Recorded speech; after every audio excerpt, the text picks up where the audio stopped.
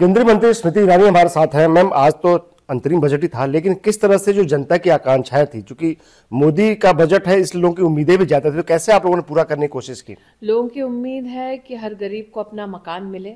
4 करोड़ मकान नरेंद्र मोदी के सौजन्य से गरीबों को देश में मिले।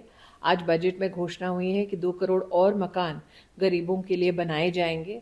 लोगों की उम्मीद है नरेंद्र मोदी से कि वो खाद्य सुरक्षा की दृष्टि से उनके परिवार का संरक्षण करें।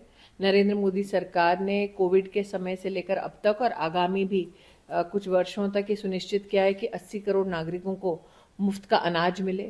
लोगों की उम्मीद है कि हम हाईवे के कंस्ट्रक्शन को बढ़ते देख रहे हैं। पिछले साल में जो बजट की घोषणा हुई थी कैपिटल एक्सपेंडिचर की, अब इंफ्रास्ट्रक्चर के लिए 11 लाख करोड़ से ज़्यादा का आवंटन इस बजट में किया गया। कुछ लोगों की ये भी उम्मीद थी कि वंदे भारत ट्रेन सूक्ष्म संख्या में नहीं, वो सुविधा ज़्यादा से ज़्यादा लोगों को देश में मिले। 40,000 बोगीज का वंदे भारत बोगी में परिवर्तित होना, ये भी उनके लिए एक सुखद परिणाम है। लोग जानते हैं कि नरेंद्र मोदी ने महिला के माध्यम से राष्ट्र के उत्थान की बात की है।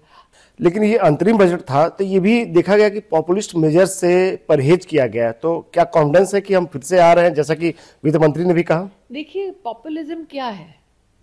पॉपुलिज्म है कि अगर आप जनता की मांग पर खरा उतरते हैं, और जनता की मांग मोदी को देखकर क्या है? सुशासन ही जनता की मांग थी नरेंद्र मोदी से। नरेंद्र मोदी से जनता की एक ही मांग थी कि जो कांग्रेस का कुशासन का काल है वो समाप्त हो।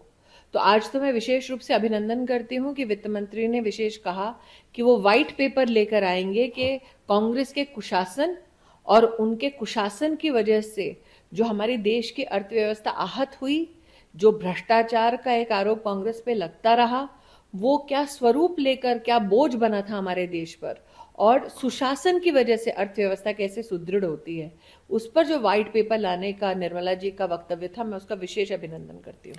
लेकिन अपोजिशन खासतौर कांग्रेस ये कह रही है कि अंतरिम बजट नहीं था, ये अंतिम बजट था मोदी सरकार का। देखिए, जो खुद अंतिम सांसें गिन रहे हैं अपनी देश की राजनीति में, उनको सभी अंतिम दिखाई देता होगा। मैं कांग्रेस किस बात से हाथ है ये समझ सकती हूँ। आज आपने बजट में जब निर्मला सीतारमण का भाषण सुना, उसमें विशेष रूप से आपके ध्यान में आया होगा कि सीधा भारत के खजाने से गरीब के खाते में पैसे ट्रांसफर करने की वजह से देश के खजाने से 2,70,000 करोड़ रुपया बचा है, जो संदिग्ध हाथों में जाता था, जो फेक बेनिफिशियरी के हाथ में जाता था। तो कांग्रेस की दुखती रग क्या है, ये सिर्फ उस एक वाक्य से आपको समझ आ जाएगा। अखिलेश यादव कह रहे हैं कि ये विदाई भाषण था, विदाई बजट था। देखिए, जहां तक गांधी खानदान की विदाई है, उसका बिगुल तो कब का बज चुका। अब उस विदाई में अखिलेश जी का कितना योगदान रहेगा, ये तो वो जाने। आपने गांधी परिवार की बात की, राहुल गांधी आज नहीं थे, इतना बड़ा दिन था। जहां जहां राष्ट्रीय दायित्व का विषय होगा, वहां वहां राहुल गांधी आपको गायब मिलेंगे। शुक्रिया हमसे बात करने के लिए। आज प्रकाश पांडे, टीवी 9 भारतवर्ष।